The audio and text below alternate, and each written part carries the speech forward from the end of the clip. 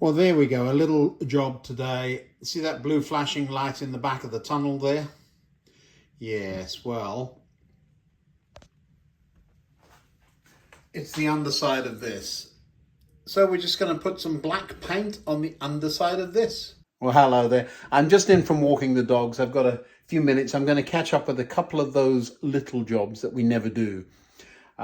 Painting the underside of the LEDs will be the first. I want to talk today about that LED sequencer, and that'll get interesting. It's an electronics thing, so hold on while I paint the bottom of the LEDs, and I'll talk to you about it while I'm doing it. All right, so we lift the runway. Oh my word. Well, there's a bit of a mess going on. So this is supposed to be stuck there. And this, well, this has never been stuck anyway. I'm going to talk to you about this little circuit. I don't know if you can see it. I'm going to talk to you about that little circuit in a few minutes. But first, let's get the paint sorted out. It's an acrylic paint. I use acrylics a lot simply because they're so clean-upable. The enamels that, I know that Humbrol in England, I haven't seen them here. I'm sure they're here somewhere. All I'm doing is popping a bit of black paint over the bottom of them. You see that? And once it dries, which it will do quickly, we'll come back and do another coat. There's another one. There we are. The reason that's not sticking is because the glue interacts with the oils in the wood, and so unless you actually paint these things, they're never going to stick. I'm actually surprised this copper strip stuck as well as it did, and the double-sided tape, which was intended to hold all of this. Gluing is never oh, just glue it. Yeah, good luck with that. This board isn't thick enough to screw these things in, otherwise I would have, but we will securely attach before the day is out. I may put some paint underneath that. That would solve it. Yeah, everything's just thrown in there. This is very common, isn't it? We don't really clean up after ourselves. Speak for yourself, Ian. Well, I did try. I mean, look at this, nice. But if it comes unglued, it's no good to anybody, because then it just means that things are going to snag trains underneath. Just when you thought you were safe, bad things happen. So I'm going to pop you down and finish this painting. There's one that isn't working. And so look, having a good look round, if you look there, that's what the problem will be. The tape has come unglued, got caught on something and torn. So if I join that tape back together there, probably that one will work, he says. Yeah, that's exactly what it is. If I put my thumb on there, see it? So while I have this open, I'll put a bit of solder across that. So the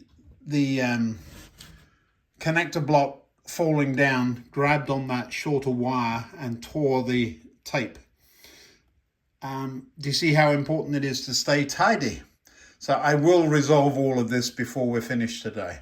Okay, first things first, has the flashing stopped? I'm looking for it. I can just see it around the corner, but yes, the bulk of it is gone. And it's still working on the top. Now we're going to put the paint away, clean that up. I'm going to put some glue on the bottom of that connector block, and then I'm going to solder across that break. But first, I'm going to clean my brush by painting underneath the thing I want to glue, so that there's some of that paint has absorbed into the wood.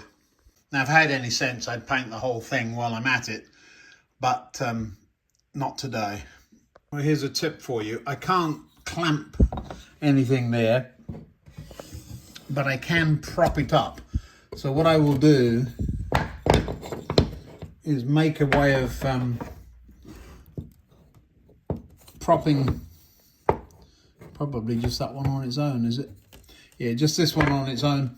I will prop up the, sorry about the shaky cam. Once I've glued the connector block to there, I will prop it up with that so that it holds the glue, holds it in place until the glue is set. Another thing I'm going to do you see how that circuit board is just now fallen down on top of that connector strip? That is definitely not best practice. So we're going to solve that while we're down here too. I thought I'd try at least and show you the repair. I may end up with my hands in, whoopsie, or hands in the wrong place. But we're going to solder a blob of solder to the copper strip one side. Come on. And to the other. Well, there you go. You can see where the copper strip is torn away. And I am just soldering, heating up the copper strip and putting a blob of solder either side. I've got a piece of wire here and we'll pop that into the solder to bridge the gap. Come along. You see I'm holding it fairly close, so I'll know when I've got it too hot. You'll hear me yell and let go. It's one side. Now the other.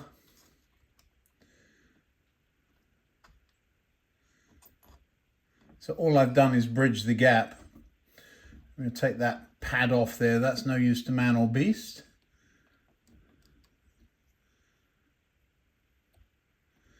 Well, it would be if the soldering iron were warm enough. All right, come on, off you come. And yes, somebody asked, do I talk to my work? And the answer is, of course I do. Why wouldn't I? Why did I put solder on that iron then? Well, that's because it's now more surface area. And see how quickly it came off when I did that. And now we'll solder this to there.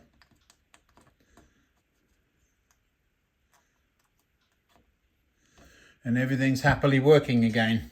Now then, we will leave that busy doing its thing for a little while I drink my coffee and eat my Twix. No, there are no affiliate links for Twix, but never mind.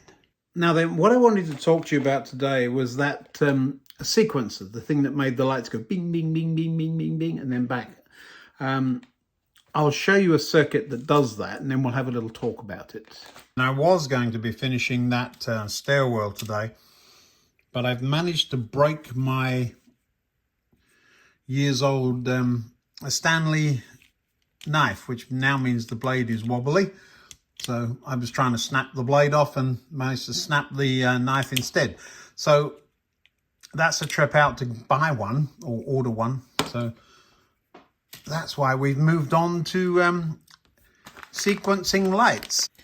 The thing that's making them go from one to the next, there are two integrated circuits. Now I hadn't seen that that's a 4017. I know exactly what that is. I have a whole bag of them here. These are very cheap and I use them for all sorts of projects. This is a convenient way of doing it, that's all. And we know that one already by now. You see the NE555? That's that little timing chip that sends out pulses to make an LED flash. I know about you people. You don't watch these videos in order. There's the blue light, and there was a little circuit we used, one of the little circuits we used to make it flash. This one was done with transistors. But you might remember we made one that did the same thing with a NE555, and then I changed it for a relay instead of a flashing light. Very simple circuit, that's all it is. Now then, back to our circuit. All that's happening is that NE555 is sending a signal to this. I'm going to draw this in blocks on a piece of paper down here on the desk, and we'll go through it. We're drawing everything as blocks.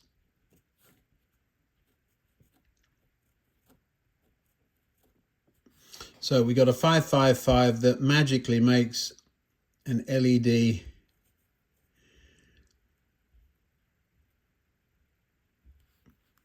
flash. That's what it does. I'm not drawing wiring and all of that good stuff, but that, when current flows through that, in that direction, it goes into our new block like this. And all this block does, what was the number of that thing? I never remember. Now then, I'll just write that on there, 4017, just for giggles.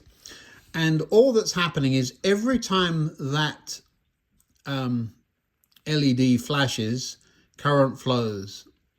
So the 555 is simply a timing circuit. And then we've got outputs from this. There are 10 of them. 1, 2, 3, 4, 5, 6, 7, 8, 9, 10. I could have drawn those further apart, couldn't I? Now, the way that particular circuit board is designed is that every time this thing gets an input, the next one on the list gets an output. So let's say the very first one gets an output, this LED lights up. When the next pulse comes along, or the next time that one flashes comes along, this one goes out, that one comes on. This one goes out, that one comes on, and then all the way down the chain. So there's only one of them on at any one time. Now then, let's have a little play. Let's say we use our board here and we pretend that this is all wired up and we've bridged the resistors. So the resistors are no longer in there. We've taken them out. All those resistors are doing is stopping these LEDs drawing too much current. So now I'm going to line them up here just for fun. Here we are. And we're taking an output. These are the outputs, 1 through 10 of that. It's called a decade thing. It doesn't matter what it's called. It's just a thing. And it's going to give outputs. So if we were now to put a resistor and an LED, I'm not going to draw it on here, but if we did, on the output that we've picked off of this chip, what would happen is that those outputs would light up one after the other. But let's say we wanted something else to light up. Now, I've got glue everywhere. It's peeling off me. For example, let's say we have a sign that says hotel or another one that says cafe. Remember too that it is possible to sequence these things. So if I'm getting too complicated, hang on a minute, I'll show you. So we could put one of these that triggered another one of these that triggered. So there isn't a limit to how many of these we could have. Let's just use one. So when the first output goes on, let's say we've got an LED, and I'll just draw it as without the proper symbol, just as a light bulb or light device, beside the letter C for cafe. Okay? And so when this one's on, that C comes on. The next output, let's say we've got an A. So there's a light bulb behind an A. And the next one, F. And then the last one, E. Cafe. If we just wired them up the way we have been doing, the C would come on, the A would come on, the E would come on, the F would, the E, they would come on one after the other, but they would never all be on at the same time. Now, we could use what are called steering diodes. Now, the 1N4001, you remember those things? I'll pull them out so you can see what they look like. Here we go. They come on a big strip like this these days. So each one of these is one of the, I think there's 100 of them here. I use these almost everywhere. It looks like machine gun rounds, doesn't it? It isn't. Just saying. Let's say we put a diode in line with each of the outputs. When this output goes positive, that light comes on and the light is behind the C. Okay? So the C comes on. Now what if when this one comes on, we want the C and the A to come on? Well, let's get the A on first. We'll put a diode there. So the A would come on. But we want the C to be on as well. So what if we just put a diode in there? Do you see this?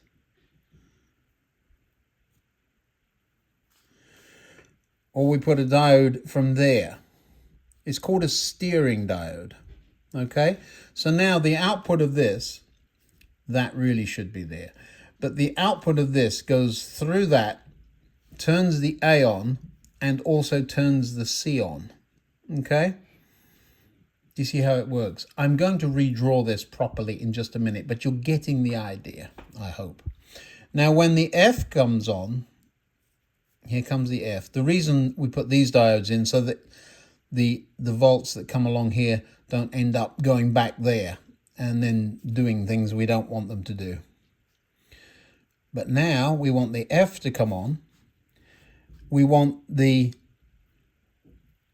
A to still be on. And we want the C, jumping over that one, we want the C to be on as well. So now when this one goes plus, along comes the current. Oh, I can go down there. Oh, I can go down there. Oh, I can get to here. And then when the E comes on, there we go. It goes to the E, but it also goes to the F. It also goes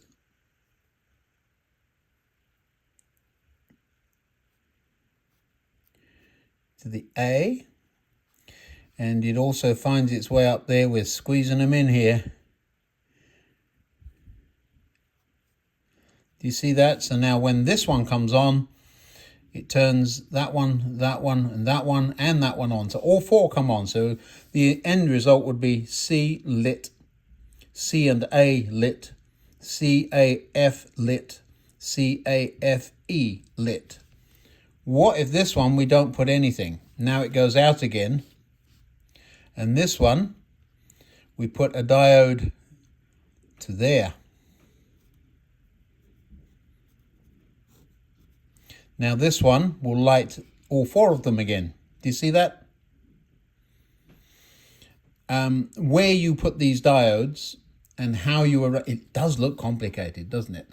But once you understand the principle of the thing, you're using the diode to steer things.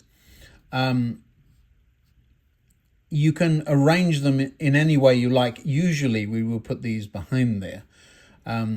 So there is a diode. The last thing before the LED is a diode, but that's another whole thing. Remember that I've oversimplified. I know it looks like a mess, but I haven't put the resistors in series. So what would actually happen is you would have, I'm off the page. There we are. You would actually have a diode, steering diode, and right before your LED, you would put your resistor. The reason there and not back on the main board is that you only want one resistor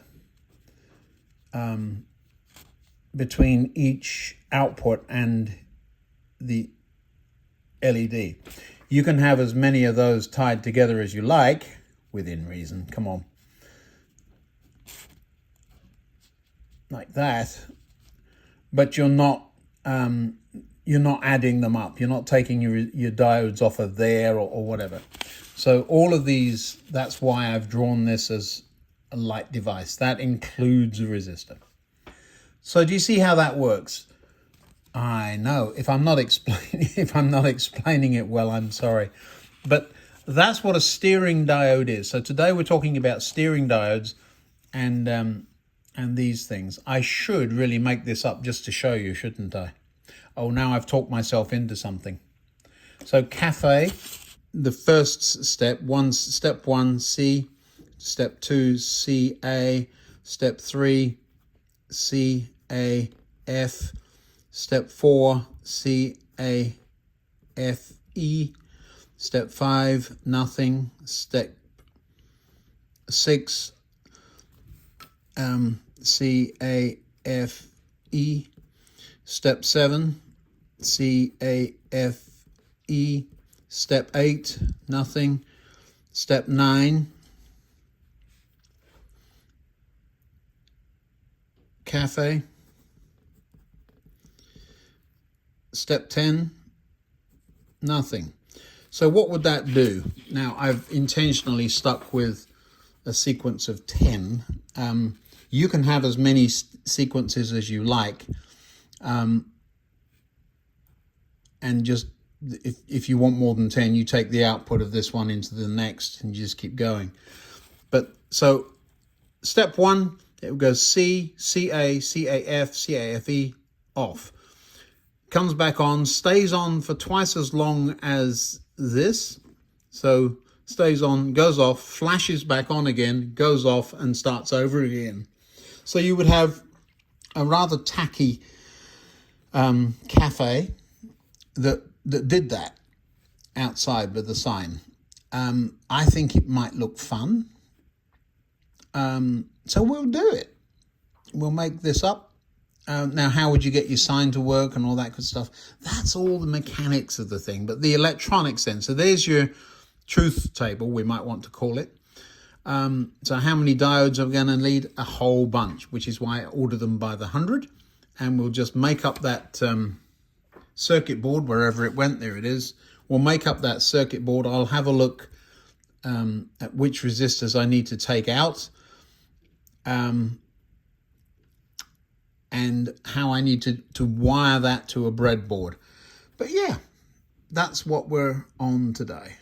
I'll put a link in the description to where these things, I mean, there's any number of them, but I'll put a link in the description to where I got this one, if I can find it. Otherwise, it'll be to one very similar. This one says it runs from 3 to 5 volts. Usually I run them on a 9 volt, there's a 4.5 volt battery pack in this one. So maybe I'll just stick with that. But yeah, I'm using sockets. They come with it, but the reason I'm using them is you're far more likely to damage the chips with a soldering iron than you ever are with anything else. And what I've done there is I've soldered across the diagonals. It just keeps it in place, and then I can run down the pins.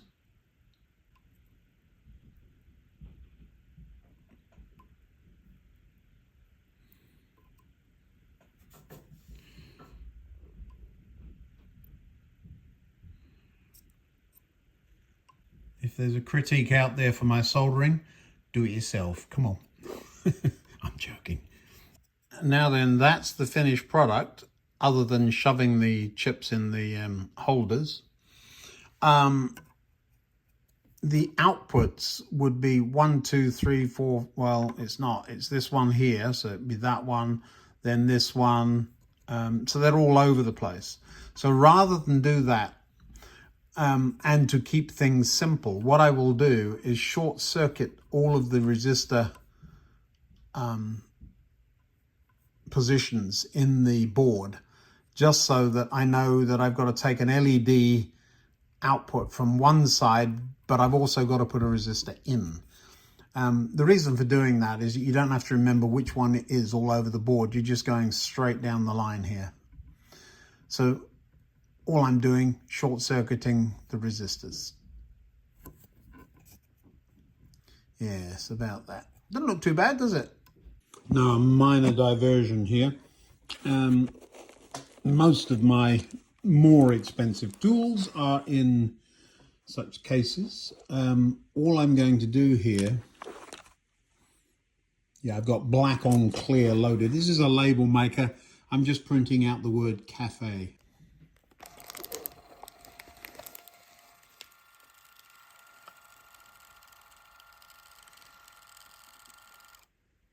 Rather large, but it'll do.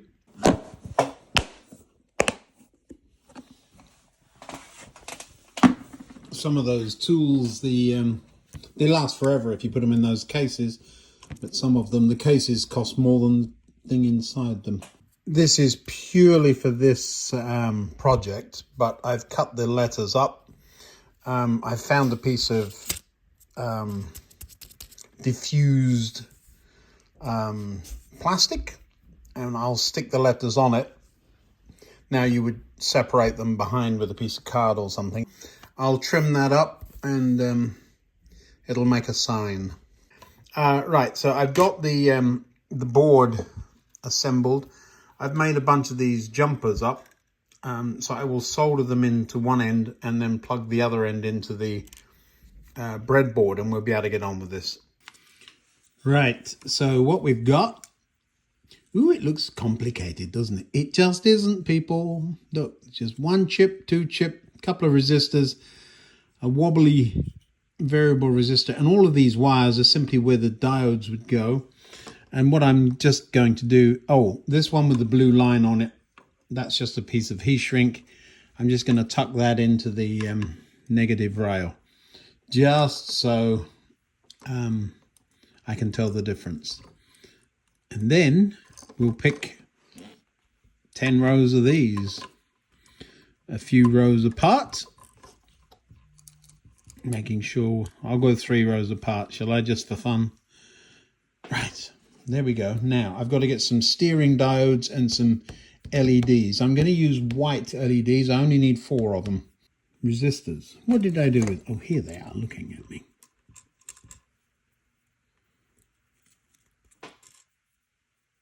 Yeah, this is going way too fast for my liking. But nevertheless, we'll see what happens. All right, so I'm arranging the breadboard now. I've got 4 resistors coming from 4 channels. So 1, 2, 3, 4. And here's my cafe sign I made. You see this?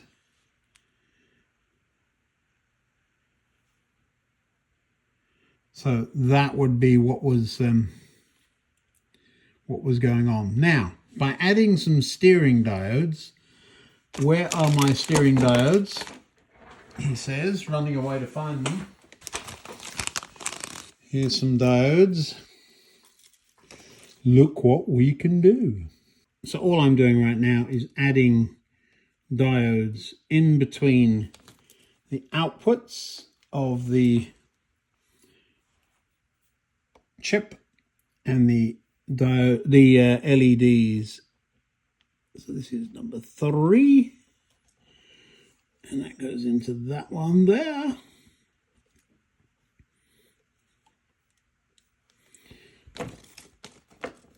And we'll see if it works with the diodes. Should do. The diodes, well, it won't if I put them in backwards. The diodes have a little bit of a volt drop across them, so it gets a little bit interesting when you've got more than one of them in the chain. So we're careful about how we arrange them, because you've actually got to plug the wires into the right hole. Now, we want more diodes, more diodes. This could get messy really fast, but when we don't want them rippling like that, we want the C to come on when 2 comes on as well. So we're going to have to take another diode, pop it in that hole there, that's 2, and pop it in 1.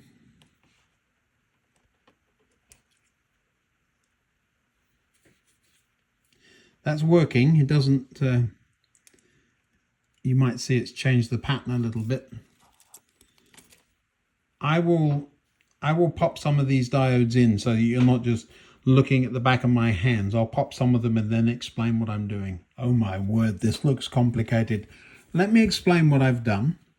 I've looked at my truth table and said on output 1, 2, 3, 4, 6, 7, and 9, 1, 2, 3, 4, 6, 7, and 9, we want the C. This is the C diode to light. So what I've done is simply taken output diodes or steering diodes. I've joined them together so they all come there. Now if I turn that on,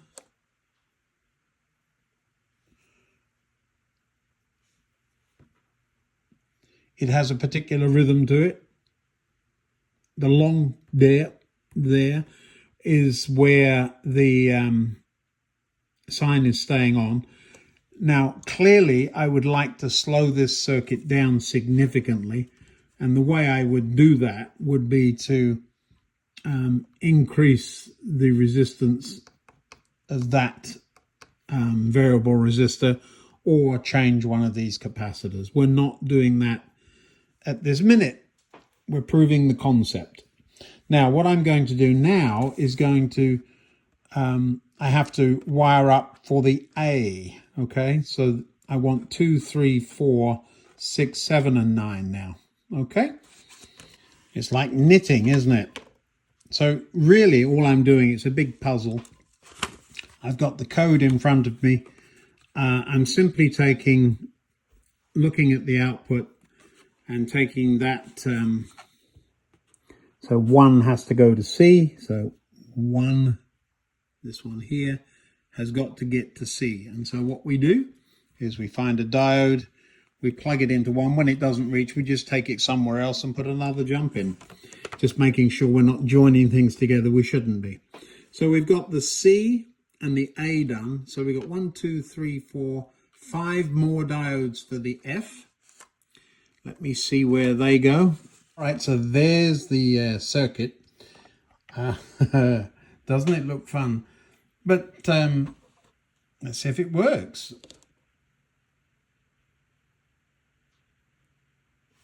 So what's happening here is 1, 2, 3, 4, flash, flash, off and start again. Now it's going so quickly it's hard to see, so I'm going to try and slow that down for you. I'll be back. Okay, so let me explain what I'm up to here. I've just added a 1 mega ohm resistor. It's 100 times bigger than the one that was there. I've lifted one end so I can see what was there. It means that this thing is going to run really slowly now, but it will give us a chance to describe what's happening. So we just know that we've got to change. There you go. Can you see it? We just know that we've got to change those values to make this thing run at the speed we want it to. This looks like an unbelievable nightmare. If you took it all out and put it on one of, where are we? One of these, it would fit quite nicely. And you see that happens to be just coincidentally exactly the same size as that. So this would be what you would sit that on. Now the diodes, you would then pull them out. And somewhere under here is my cafe sign.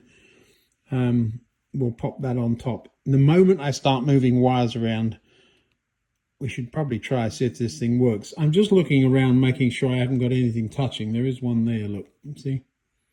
Just touching. You just got to, this is breadboarding. It's at its best. Just a big old mess. Now, if we turn it on, drum roll, please. I want everybody drum rolling. And we'll put the cafe sign on the top.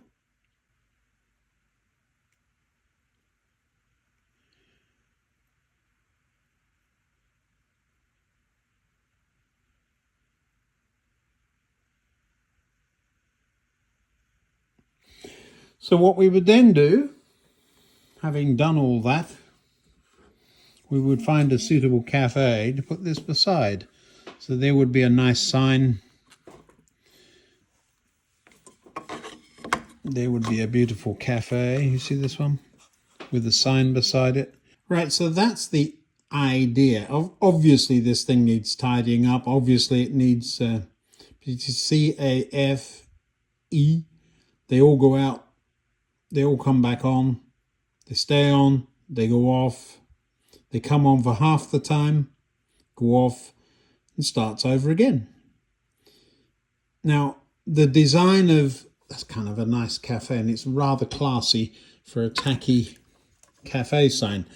The point of the exercise to show you how steering diodes work. This is much more complicated than the touch switch, isn't it? But do you see how it works? Breaking it down into bite-sized chunks. Do you remember our card here?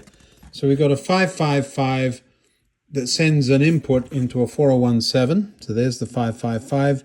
The speed at which it changes is dependent on these resistors, which I've upped just to make it more visible to us. This thing just gives an output at the next output every time it gets a pulse from that.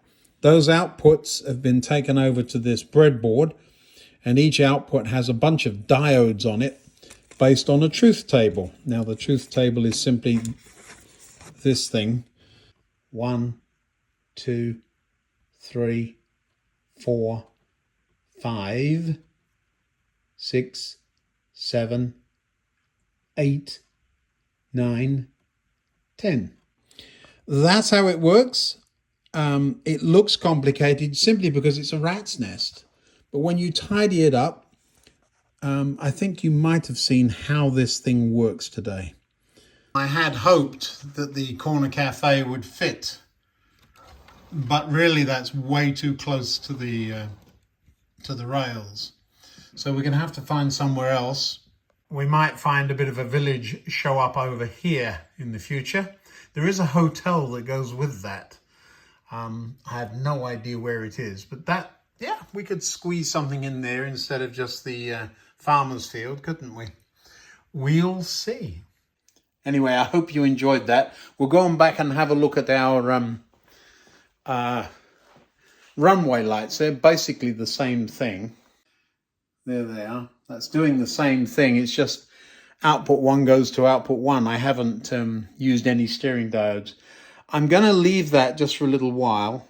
It's still down there gluing. I'm going to leave that for an hour or two more. I've got no reason to disturb it, but it does mean I can't run trains. So today, why not, Ian? Well, because you've got the airport sitting across the track, and there's all kinds of things just draped over here. So no trains running today, but we will the next time. And by then we should be well on the way of the canopy going back over. And I'll have a new knife and we can make the stairs. Thanks for watching. Hope you enjoyed it. Let me know in the comments. See you now.